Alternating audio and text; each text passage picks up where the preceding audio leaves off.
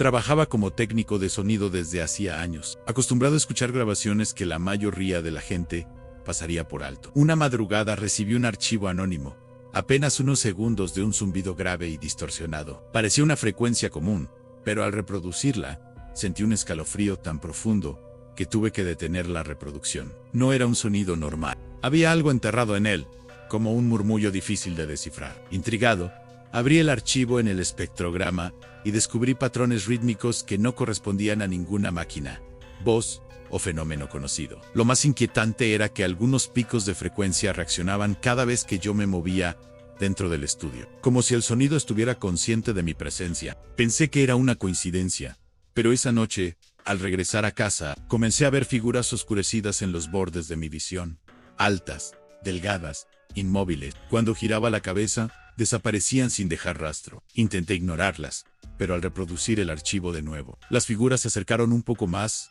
colocándose en las esquinas de la habitación, como si esperaran una señal. Pasaron los días y cada vez que analizaba el sonido, las figuras adoptaban formas más definidas. Podía distinguir contornos, una especie de superficie oscura que absorbía la luz. Nunca se movían mientras yo las miraba, pero cada vez que parpadeaba, aparecían en otro lugar. Era como si el sonido las guiara hacia mí en un intento desesperado por descubrir su origen.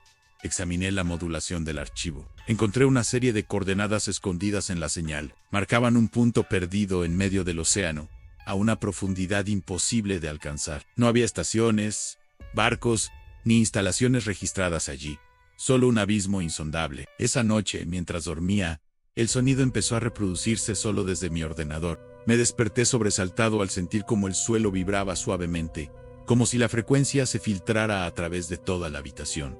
Las figuras estaban más cerca que nunca. Había 5 de ellas, rodeando mi cama, observando sin ojos y sin rostro. Una inclinó su cabeza hacia mí, y por primera vez, escuché algo más que el zumbido, un mensaje distorsionado, como si cientos de voces hablaran al mismo tiempo. Al día siguiente intenté borrar el archivo, pero reaparecía en cuanto lo eliminaba. Cada versión era más larga que la anterior, como si el sonido creciera alimentándose de mi miedo. Cuando lo reproducía, podía escuchar pasos en el pasillo, incluso cuando estaba completamente solo. La última noche comenzó con el estudio temblando sutilmente. El sonido se activó sin que tocara nada, extendiéndose por las paredes como un eco interminable. Las figuras aparecieron una vez más, pero esta vez no se quedaron quietas. Avanzaron lentamente, como sombras líquidas, deslizándose hacia mí. La frecuencia aumentó, y por un instante pude entender lo que decía.